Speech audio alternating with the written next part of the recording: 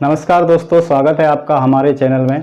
और आज हम बात करने वाले हैं भारतीय मुद्रा के इतिहास के बारे में। ठीक है, मुद्रा किसी भी देश की विनिमय की माध्यम होती है।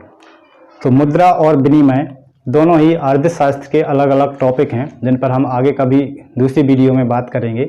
आज हम सिर्फ जानेंगे भारतीय मुद्रा के इतिहास के विषय में। ठीक है, तो सबसे पहले यही जान लेते हैं कि भारतीय मुद्रा है क्या।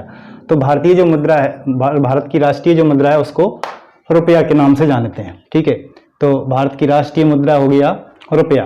अब रुपए का विकास, रुपए का सबसे पहले प्रयोग भारत में किस प्रकार हुआ, इसके विषय में बात कर लेते हैं। बहुत ही अच्छा क्वेश्चन है और बहुत ही इंपॉर्टेंट भी है। आगे कई सारी परीक्षाओं में आपसे पूछा जा सकता है।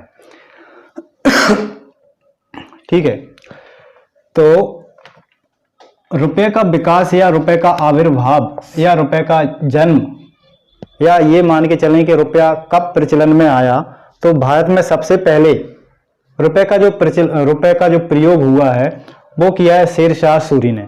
शेरशाह सूरी का शासनकाल रहा है 1540 से 1545। ठीक है, इसी समय शेरशाह सूरी ने तीन प्रकार के सिक्कों को इजाद किया। ठीक है, चांदी के सिक्के, तांबे के और सोने के। तो चांदी के जो सिक्के थे जिनको रुपए का नाम दिया, यानी ये रुपए का यहाँ पर क्या हुआ, जन्म हुआ या रुपए प्रचलन में आया। तो चांदी के सिक्कों को रुपया कहा गया, जिनका भार था 11.534 ग्राम। ठीक है, और तांबे के सिक्के जो थे उनको दाम कहा जाता था। तांबे के सिक्कों को क्या कहते थे, दाम। ठीक है, और सोने के जो सिक्के थे उन्हें मोहरे।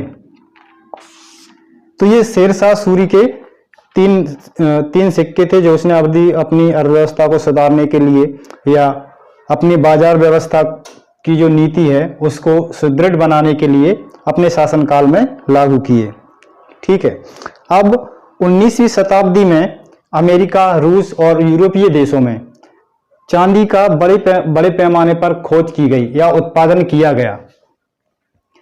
तो अमेरिका, रूस और जो यूरोपीय अर्थव्यवस्थाएं थीं वो सोने पर आधारित अर्थव्यवस्थाएं थीं। यहाँ यानी कि वहां की जो मुद्रा थी वो सोने की थी और भारतीय जो मुद्रा है वो चांदी की।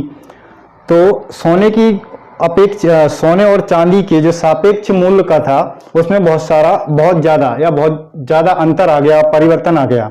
ठीक है, इस अंतर के आने से क्या हुआ, भारतीय जो मुद्रा थी वो विदेशी अर्थव्यवस्था या विदेशी बाजारों में जो चीज पहले क्रय कर सकती थी उसकी अपेक्षा अब वो बहुत ही कम खरीद पा रही थी या कम क्रय कर सक रही थी। तो इससे क्या हुआ कि रुपए में गिरावट आ गई।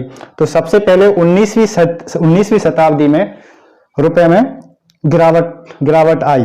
ठीक है, तो 19वीं शताब्दी में जो रुपए में गिरावट आई थी तो उसका कारण क्या था, यूरोपीय देशों अमेरिका, रूस और यूरोपीय देशों में बड़े पैमाने पर चांदी के उत्पादन या चांदी की खोज के कारण भारतीय रुपए के मूल्य में जो कमी आई उसको रुपए की गिरावट का नाम दिया गया।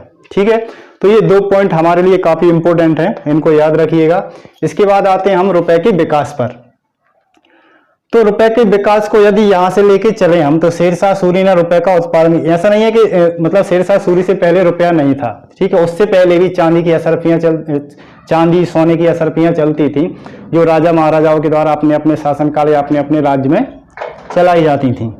लेकिन रुपए का जो नाम दिया है ये शेरशाह सूरी ने दिया है। इस कारण से रुपए का जो प्रारंभिक दौर है वो 1540 से 1545 या रुपए का जो जन्म है वो शेरशाह सूरी के शासनकाल से माना जाता है।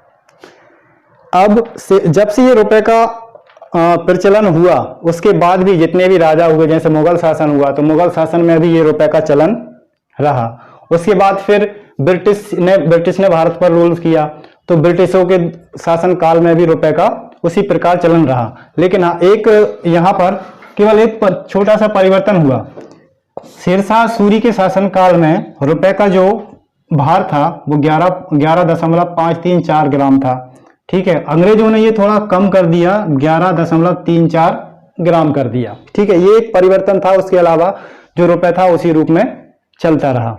अब विकास की यदि बात करें तो अंग्रेजों ने जो रुपए था वो उसी रूप में चलता रहा हिंदुस्तान में, और बाकी जो करेंसी थी या जो नोट थे वो सभी वो ब्रिटेन से आया, ब्रिटेन के द्वारा छापे जाते थे और वो भारत में लागू किए जाते थे, चलते थे।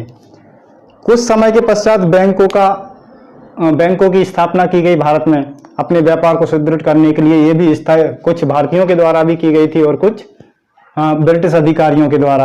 जैसे 1770 में और 1770 से 1832 में बैंक ऑफ हिंदुस्तान, और 1773-1775 में the general bank of Bengal and Bihar, ये वॉरेन हेस्टिंग एक अंग्रेज अधिकारी था, उसके द्वारा इसकी स्थापना की गई। तो 1770 से 1832 में इन बैंकों ने और एक और बैंक थी द बंगाल बैंक, 1784 में इसकी स्थापना हुई। तो इन बैंकों के द्वारा कागजी मुद्रा यानी कागज की जो करेंसी थी उसको छापा गया और उसको प्रयोग में लाया गया। ठीक है, तो ये अपनी सुविधा अनुसार जैसे 10,000 रुपए, 50,000 रुपए उस प्रकार के नोटों का छपाई करते थे और चलाते थे। अब इसके बाद सन 1861 में एक फाइनेंस मेंबर जो हुआ करते थे भारत के, जेम्स विल्सन, ब्रिटेन से, तो उन्होंने एक एक्ट लेकर आए, करेंसी एक्ट। उसके बाद फिर क्या हुआ कि 1934 में एक ब्रिटिश सरकार के द्वारा आरबीआई एक्ट लाया गया। अब जो कागजी करेंसी बैंकों के द्वारा छापी जाती थी, 1934 में इनसे वो अधिकार छीनकर आरबीआई को दे दिया गया। ठीक है, अब जो रुपया छपता था भारत में वो उसका सारा अधिकार किसको दे दिया गया? 1934 में आरबीआई एक्ट के द्वारा रिजर्व बैंक ऑफ इंडिया को दे दिया। ठीक है, तो रिजर्व बैंक ऑफ इंडिया ने 1938 में सबसे पहले जो नोट छापा था वो 10,000 रुपए का नोट था।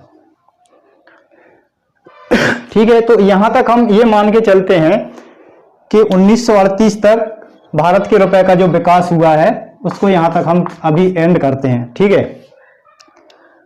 अब इसके बाद 1947 में हमारा देश आजाद हो गया। आजाद होने के बाद फिर आरबीआई को भारत सरकार के अधीन कर दिया गया, और जो पहले जो नोट छपते थे 1 रुपए, 10 रुपए जितने, या 1,000 रुपए, 100 रुपए, 5 रुपए, इन सभी नोटों को भारत सरकार के अधीन कर दिया गया और इसमें अब परिवर्तन होने लगा। तो ये मतलब आजादी के पहले का जो हमारा विकास है, हमारे रुपए का जो विकास है, या हमारे भारतीय रुपए में आजादी के पहले जो चलन में था, जो परिवर्तन हुए या जिसके अंतर्गत नियम कानूनों के अंतर्गत रखा गया, ये सारा हम आजादी के पहले का मान के चल सकते हैं। अब आगे वाली वीडियो में हम आप बात करेंगे आजादी के बाद भारतीय रुपए में किस प्रकार का परिवर्तन हुआ। ठीक है, अब परिवर्तन बहुत अच्छा परिवर्तन भी है और बहुत अच्छा यहाँ पे क्वेश्चन भी बनता है एक, कि आजादी के पहले जो रुपए था हमारा, ये यूएस डॉलर के बराबर था या कम ज्यादा था, ये हम आगे वाली वीडियो में जानेंगे। तो इस वीडियो को हम यहीं पर समाप्त करते हैं। तो थैंक यू और बाय बाय।